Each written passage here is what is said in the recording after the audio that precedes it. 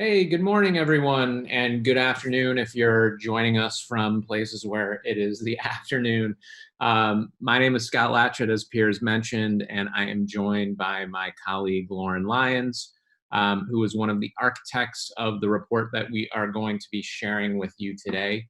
We have a limited amount of time, so I am going to go ahead and share my screen. As Piers mentioned, we will be sharing research from one of our reports today, and we'll be repeating this over the next couple days as well. Obviously, today's talks are focused all around the physical store experience and what that will look like moving forward. Um, I think we all have experienced some, shifts and changes as a result of COVID, some which will be temporary and some will be a little bit more long-standing. I think it's safe to say that the physical store experience is going to change based on the behaviors and needs of people as they sort of enter into the physical space and contemplate, putting themselves at risk to some degree.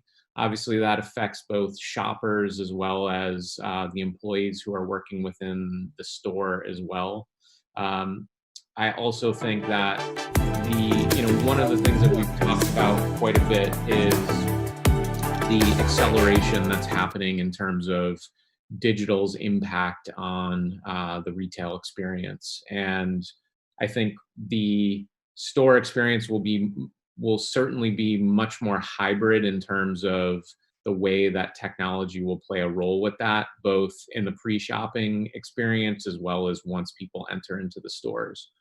So with that as the background, um, what we will be presenting today is an abbreviated version of the findings of this report. We're just going to quickly look at some of the new consumer expectations coming out of COVID, and then we'll dive into the shopper journey, which is where we'll spend most of our time today. We're going to look at 7 stages in that shopper journey and some of the key trends that we're seeing within that space. And then we will leave off with some takeaways for retailers to consider based on the trends and the examples that we're discussing today. So just as we look at some of the shifting consumer expectations that are taking place, some of this are things that have resulted directly from COVID, but at the same time, I think a lot of these things are tried and true in terms of what consumers are looking from, in terms of both retailers as well as brands more broadly. But for the purposes of today, we'll think about this from the standpoint of that sort of shopper experience and that store journey. So the first is open communication. I think, as all consumers today sort of contemplate the uncertainty that we're all sort of living with, this notion of transparency has been hugely important, but more so as they sort of approach the uncertainty of a shopping experience, they're looking to understand what that particular retailer has in place in terms of the safety protocols, et cetera, wanting to know basic information in terms of what the store hours are, if there's new policies in place, all of those things. As mentioned, I think the sort of pre-planning that's going to be happening in terms of the shopping experience, much more of that is going to be front-loaded and be digital first or mobile first in terms of how consumers approach that. So having the information to make the right decision about when to visit, again, what to expect when they arrive.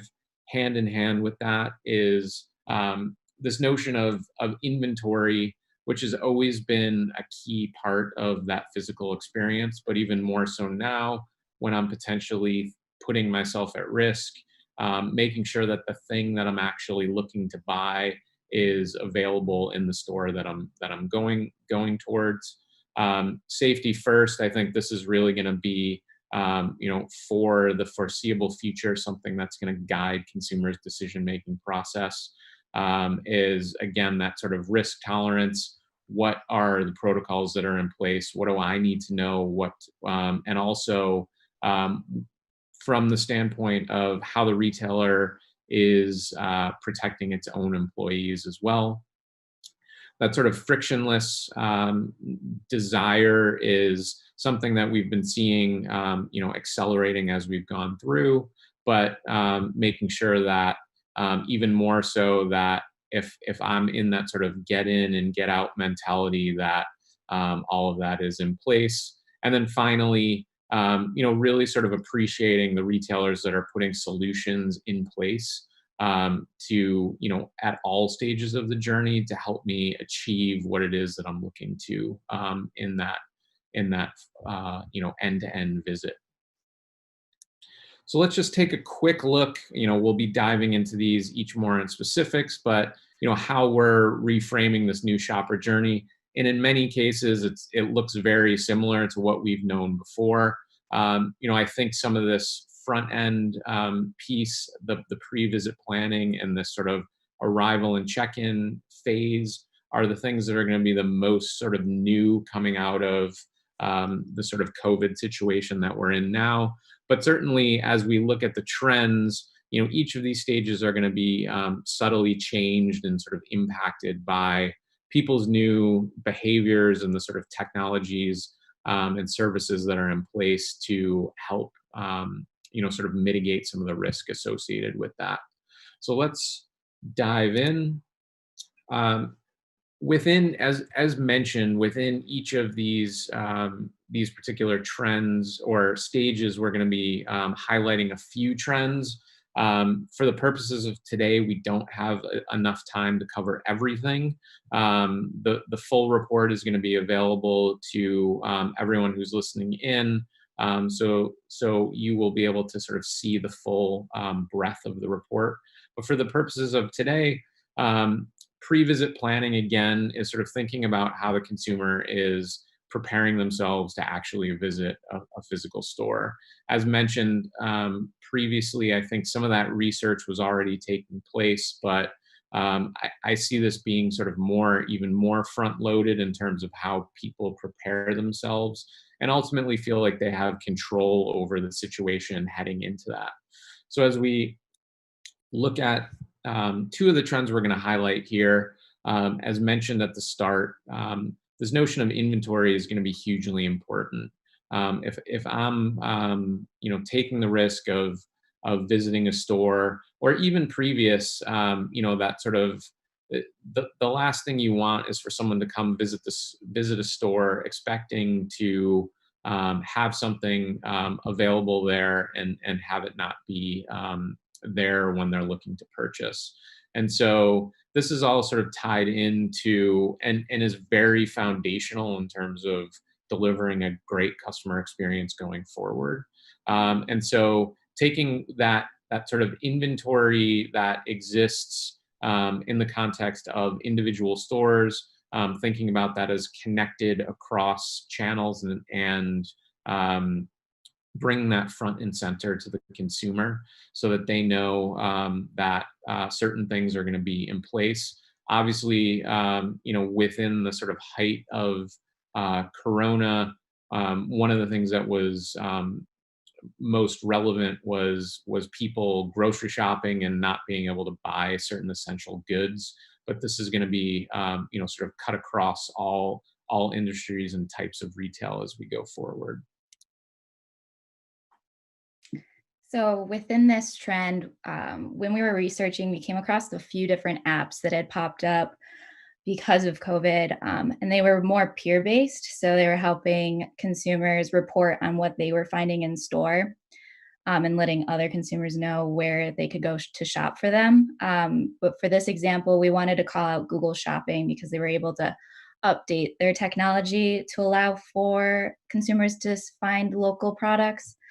And updated their nearby feature as well. So shoppers could see in real time what was available to them.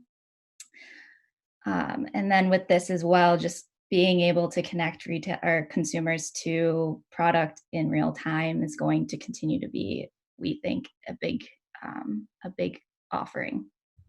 Yeah, and I love this notion of sort of near me shopping, which again, outside of the sort of current situation, I think is going to be hugely important.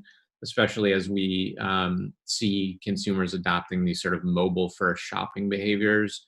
And so this is brings that sort of desire or intention right up through the ability to actually understand where a product is available near me, and then obviously go into a store and purchase it, which I think is really interesting. And with a lot of what Google has done recently, they're really trying to sort of move closer into that sort of shopping experience and begin to be, sort of connect search through to purchase ultimately.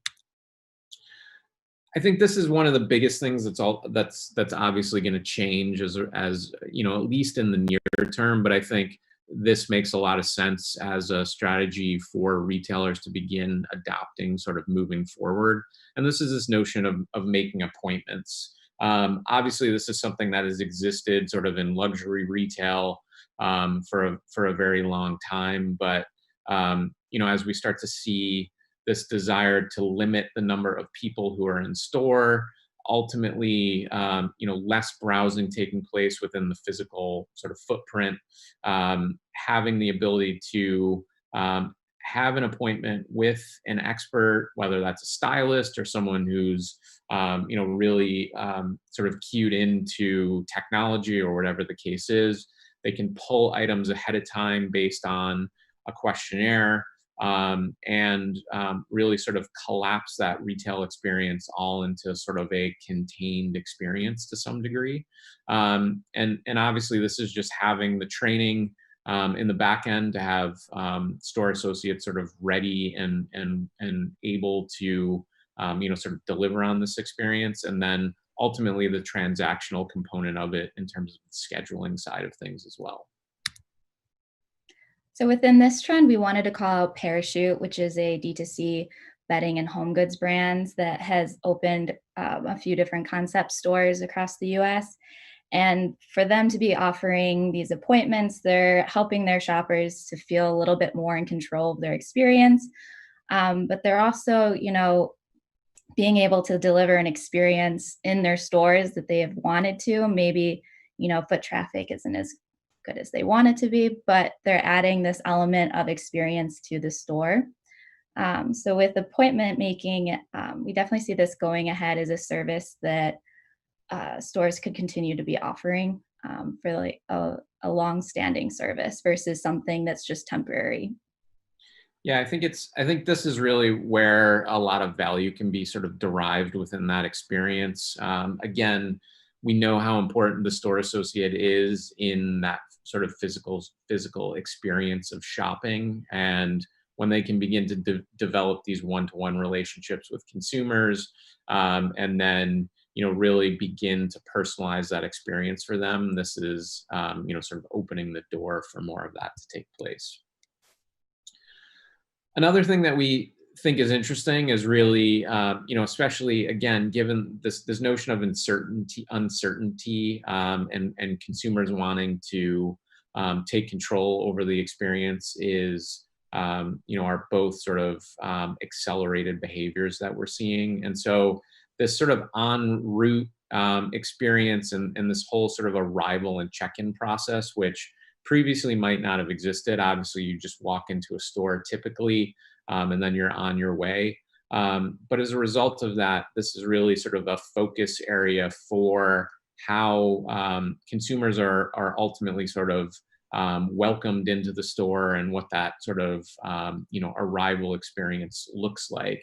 And I think some of this is very much related to that sort of informational and safety related, but there's also, I think, the potential for this to also be treated a little bit as a hospitality experience potentially as well. So with that in mind, we look at this notion of what we're calling en route preparation. And this can be within the context of an automobile and or the mobile device, which is, again, providing these sort of real-time updates to consumers so that they have the most up-to-date information about whether that's store policies or store hours, whatever it is that's sort of necessary to help consumers feel prepared as they arrive at a store. And then even we're starting to see the ability to sort of deliver experiences within the context of the automobile, where consumers don't even need to can sort of drive in and be served at their vehicles as well. So here we're calling out Sam's Club, who's offering in-car shopping services for at-risk members of the community. And how it works is when you arrive at the store, you can call in a Sam's Club employee will come out and meet you, take your order, you submit it through their mobile app. They'll discuss any substitutions with you and then go in and actually do your shopping for you before coming back out with what you had ordered. So this is just a service that we see as a way for retailers to kind of meet consumers on their way to stores now as well, and kind of offering an additional service there.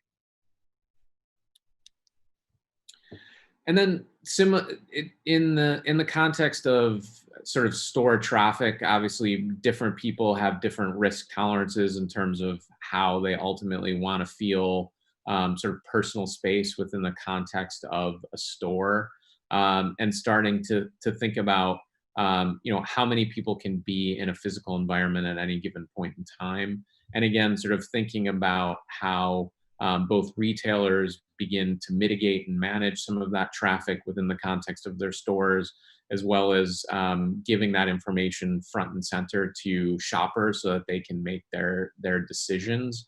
There is this sort of notion of, and I'm sure we've all experienced this to a degree, of queuing now for stores. And this is helping people, again, sort of make decisions based on how busy a particular store is. And so with traffic flow, I mean, we've seen everything as analog as tape on the floor, just as markers.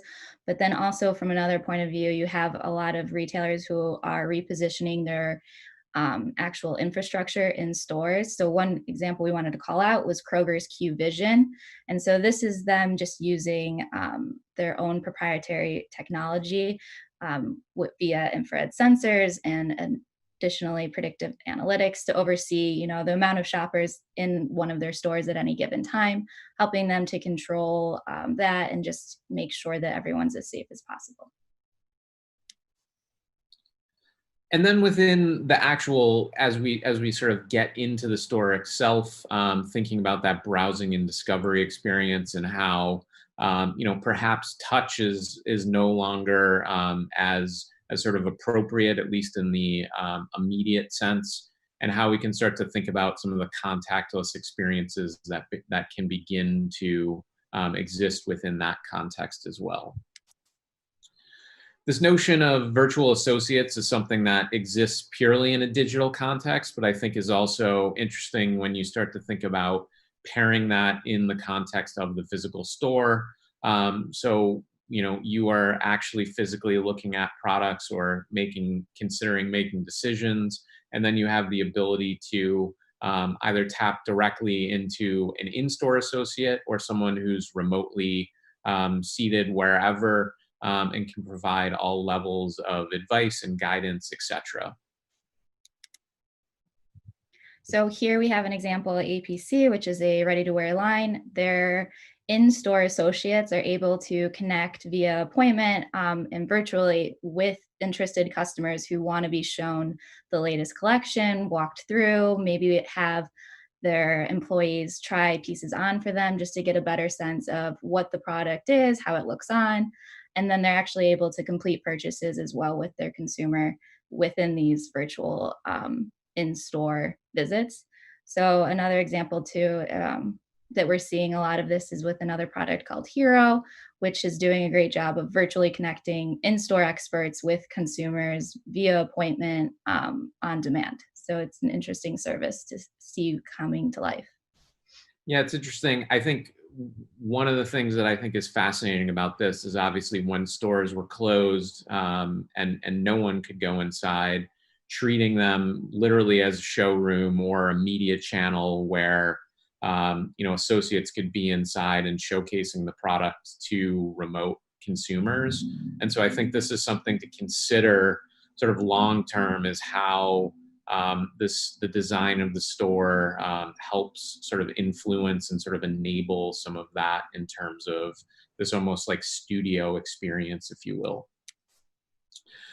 Voice is obviously something that has a lot of potential within the context of just the shopping journey in general, but certainly within the context of the physical store as well. As we start to think about how people are literally guided through voice activated services without having to needing to touch anything, and it all can be done through smartphones primarily, and or as we start to think about sort of next generation hearables, then I think there's some interesting opportunities there as well.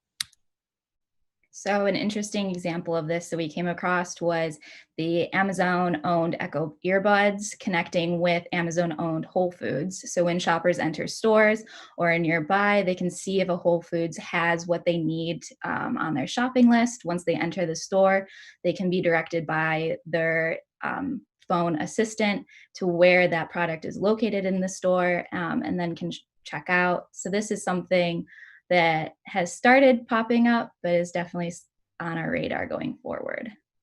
Yeah, this is definitely very nascent, and we've certainly seen examples of this being delivered within the context of the employee experience as well. Again, sort of as when we start to think about the physical products specifically, and how that can be augmented within the context of how it's merchandised through technology and what some of those new sort of display sort of aspects can be within the store. I think there's some interesting ways that we're seeing this play out as well. This first sort of notion of augmented merchandising, which is again sort of thinking about how AI and sort of AR technology as well can begin to deliver information based on how people are interacting with products, and sort of create much more of an immersive browsing experience. So here we're just calling out Perch Interactive, who uses, previously they used computer vision technology in kiosks within stores. Customers could come up and pick up objects and then have information displayed on a screen for them, giving them more information. With COVID, that obviously touch points became a no-go for a while. So they were able to update their tech offering. And now consumers are able to simply point at the product they'd like to learn more about, and that information will appear on the screen for them, giving them a better understanding of everything about it. And then certainly thinking about this in the context of using the mobile device as a key touch point or a sort of interaction point within the context of that sort of browsing experience as well. We're looking at specifically how the image recognition technology through the mobile device and camera can interact with sensors and QR codes, etc. Again, providing another layer of information as well. So here we have My Menus Online, who's working with QSR restaurants and helping them to allow customers to just simply scan a menu and order via their mobile device that way. They're eliminating, menus being passed amongst restaurant attendees, and then also just employee interaction as well. Yeah, and I think what's cool about this is that this again sort of closes the gap in terms of that search experience. You don't necessarily need to download a specific app, and it's presenting that information all kind of front and center for that particular consumer in this instance. There's a lot happening within the transaction space as well, and I think this was one of the first places to sort of shift in terms of how people are literally checking out within the context of a physical store. Again, some of this has been already in movement, but certainly I think it's accelerated the desire for people to particularly start to use mobile in terms of that sort of transactional experience within stores. Again, sort of thinking about QR optimization is literally, again, sort of using the mobile device as the sort of touch point for checking out. A lot of this is sort of scan and go, and then literally presenting a QR code as you exit, and then being able to check out there as well. So here we're just calling out Fairway Markets, whose checkout app now consumers are able to use as they go about the store, add items to their cart, and then when they go through checkout, simply scan a QR code, pay, all within the app for an easy time. And then the biometric space is, again, something that's pretty nascent, but potentially interesting to consider when you have the ability to use things like facial recognition or sort of other ways of identifying individuals uniquely, and having that as the sort of way where you don't even necessarily need a piece of technology there as well. So just here, a quick example of biometric system used within a restaurant. Customers can have their faces scanned and reorder favorite meals. When you're ordering for the first time within this restaurant, it'll prompt you to complete a facial scan. And then the next time you visit, it'll have your order saved and payment history as well. And then as we think about the pickup and fulfillment space, obviously sort of shifting, in some instances, consumers are, literally buying online and picking up in store. That has changed and accelerated within the era of COVID, but certainly something that has continued to sort of grow, and looking at some of the new ways that retailers are starting to think about that experience as well. Lockers certainly are something that have existed to a degree. This can create a level of frictionless experience, depending on that sort of layer of interaction there, and then can sort of create an additional layer of safety associated with this. So again, rethinking what that experience potentially looks like. And so here, just looking at sealed lockers, as Bopsis really migrated to curbside, just seeing how you can bring customers back in store safely. So allowing customers to pick up and drop off any type of e-commerce order or return within your store, and just adding another reason to come inside. And then certainly, at the sort of height of everything that we've been experiencing, sort of thinking about what it looks like for consumers to sort of pull up and literally have items deposited in their trunk without necessarily having to, have any contact with a store or any associates as well.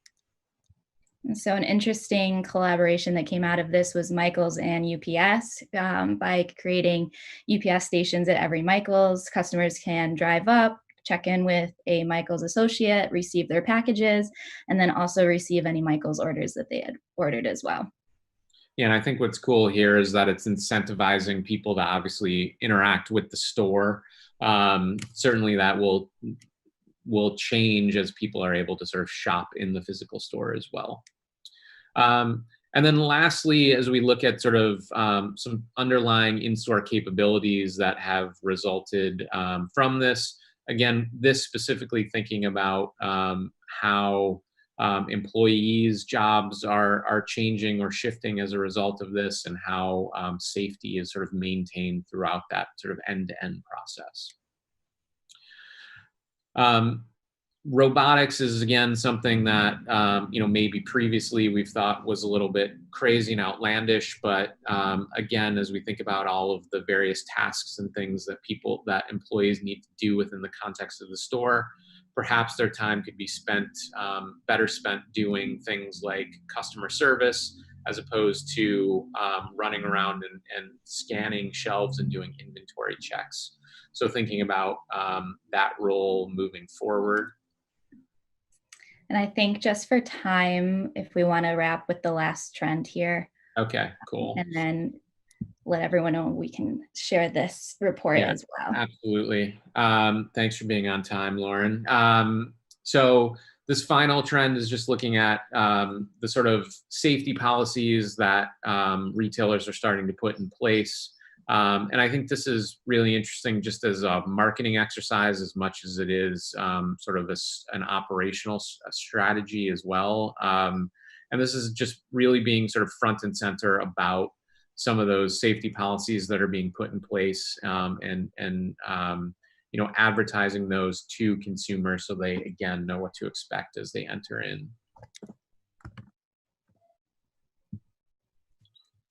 And then this is just for a last example. American Eagle Outfitters, they really refitted half, I'm sure more now, of their US stores to really come and represent all of these new changes. So consumers walk in, they're greeted with masks if they need it. Everything is set up and merchandised as a way for people to not be tempted to really touch. And then also just making sure that visual cues are everywhere within each store.